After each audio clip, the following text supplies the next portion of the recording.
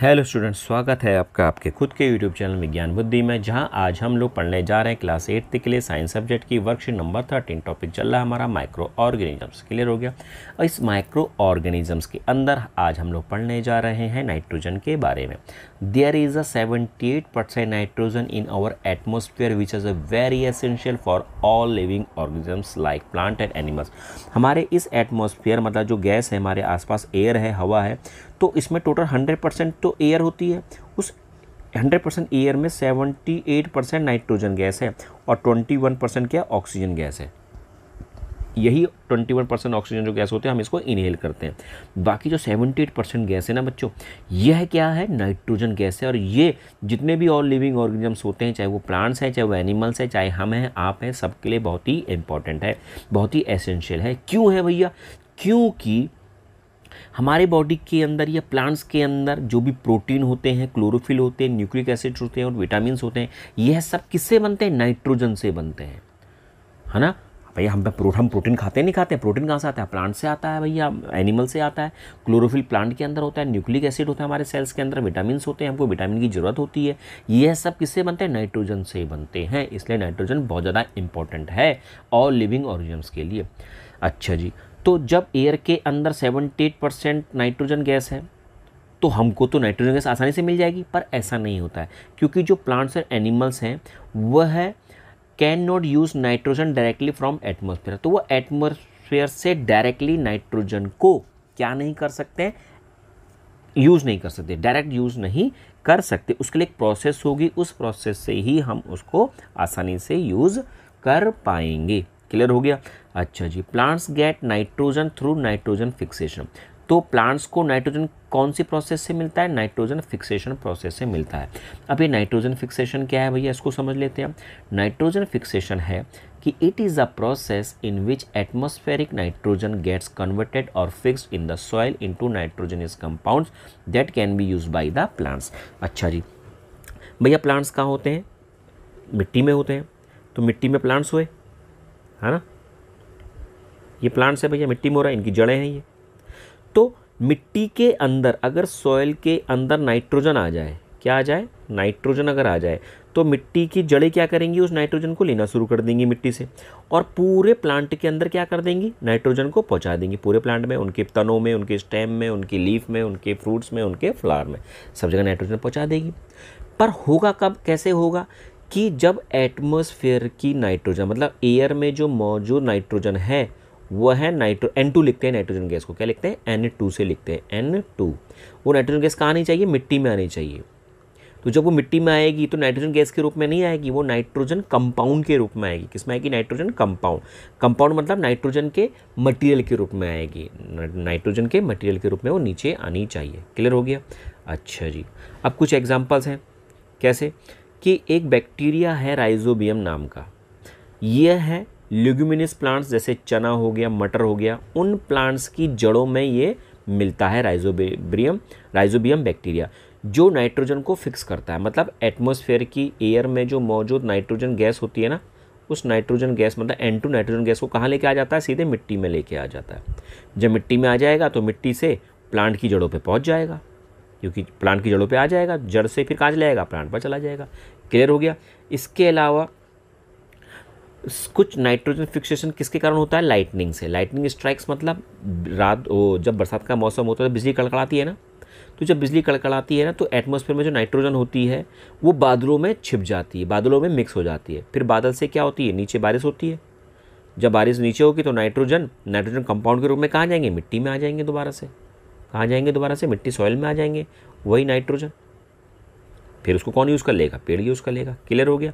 अच्छा जी, चलो अब हम लोग समझते हैं एक टॉपिक कि today we will try to understand nitrogen fixation process by nitrogen cycle. कि नाइट्रोजन साइकिल क्या होती है? नाइट्रोजन साइकिल का क्या मतलब होता है, समझ लो जरा सा।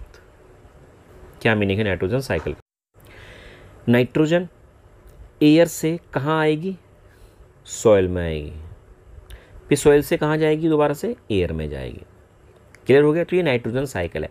अच्छा, सॉइल के जब अंदर आएगी ना, सॉइल के अंदर सॉइल से कहाँ चली जाएगी? वो ट्री में। ट्री मतलब पेड़ पौधों में जाएगी। और प्लस किस में जाएगी? एनिमल्स में, क्योंकि ट्री को कौन खाते हैं? एनिमल्स तो खाते हैं, हम लोग और आप लोग ही तो खाते हैं उनके पेड़ पौधों को, सब्जियों को, सबको। तो सॉइल का मतलब वो ट्री और एनिमल में जाएगी, फिर कहाँ से ले आएगी, वो एयर में दोबारा चली जाएगी। इसी को हम क्या बोलते हैं, नाइट्रोजन साइकिल बोलते हैं। जरा क्लियर सही ढंग से समझना बच्चों। अब स्टूडेंट्स देखो पहला point, bacteria and blue green algae present in the soil converts atmospheric nitrogen into nitrogen compound. कि सॉइल के अंदर कुछ बैक्टीरिया होते हैं और कुछ ब्लू ग्रीन एल्गी मतलब काई जो होती है, जो पानी में होती है, यह क्या करती है, एटमॉस्फेयर की नाइट्रोजन गैस को सीधे कहाँ लेके आ जाती है, मिट्टी में लेके आ जाती है, और नाइट्रोजन के क्या बना देती है, कंपाउंड बना देती है। क्या बनाती है, कंपाउंड। कंपाउंड का क्या मतलब होता है, मटीरियल, नाइट्रोजन वाले एक मटीरियल बना देती है।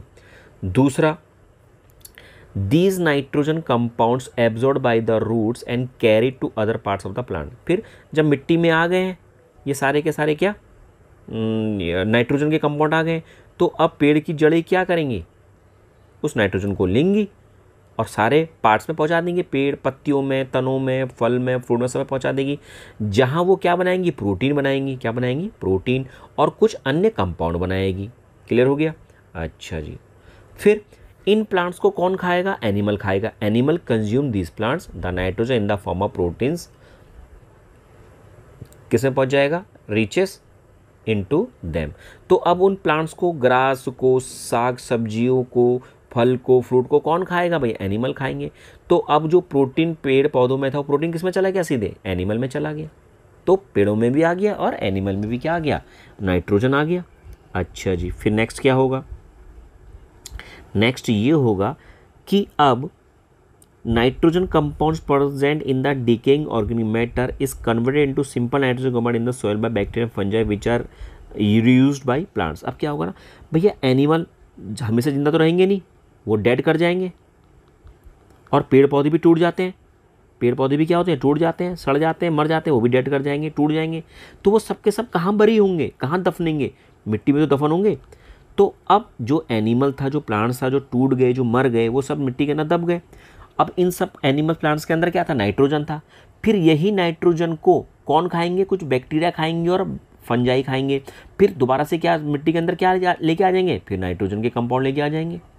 मतलब पेड़ पौधों के क्या आया, नाइट्रोजन आया, और जानवरों में भी नाइट्रोजन आया। पर जब ये दोनों मर गए, पेड़ पौधे भी और एनिमल भी, तो फिर दोबारा से मिट्टी में ही दफने, तो मिट्टी में दोबारा से क्या आ गया, नाइट्रोजन आ गया। क्लियर हो गया। तो बार बार पेड़ पौधों मिट्टी में क्या आ रहा है, नाइट्रोजन आ रहा है। अच्छा जी, इसके अलावा सम स्पेशल बैक्टीरिया, बहुत इंपॉर्टेंट लाइन है ये वाली, some special bacteria converts nitrogen compounds into nitrogen gas that goes into the atmosphere. तो अब क्या होता है कि सॉइल के अंदर नाइट्रोजन तो आ गया, सॉइल के अंदर क्या आ गया, नाइट्रोजन आ गया। कुछ तो प्लांट ने यूज़ कर लिया, कुछ एनिमल ने यूज़ कर लिया, पर कुछ क्या होते हैं, कुछ बैक्टीरिया ऐसे होते हैं, कुछ स्पेशल बैक्टीरिया ऐसे होते हैं कि जब नाइट्रोजन बहुत ज़्यादा अधिक मिट्टी में आ जाता है, तो कुछ बैक्टीरिया इस नाइट्रोजन मटेरियल को क्या कर देते हैं, हवा में नाइट्रोजन गैस के रूप में छोड़ देते हैं। और गैस हमेशा कहाँ जाती है, ऊपर जाती है। कहाँ जाती है, ऊपर।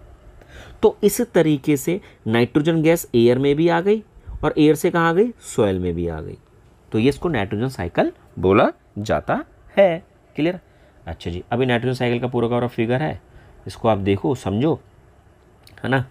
ये फिगर दे रखा है नाइट्रोजन साइकिल का, कैसे होता है, कैसे नहीं होता है, और बाकी कुछ क्वेश्चंस दे रखे हैं। इन क्वेश्चंस के आंसर आप लोगों ने करना है, मैंने दे रखे हैं, आप इसको लिख लो। Okay students, bye.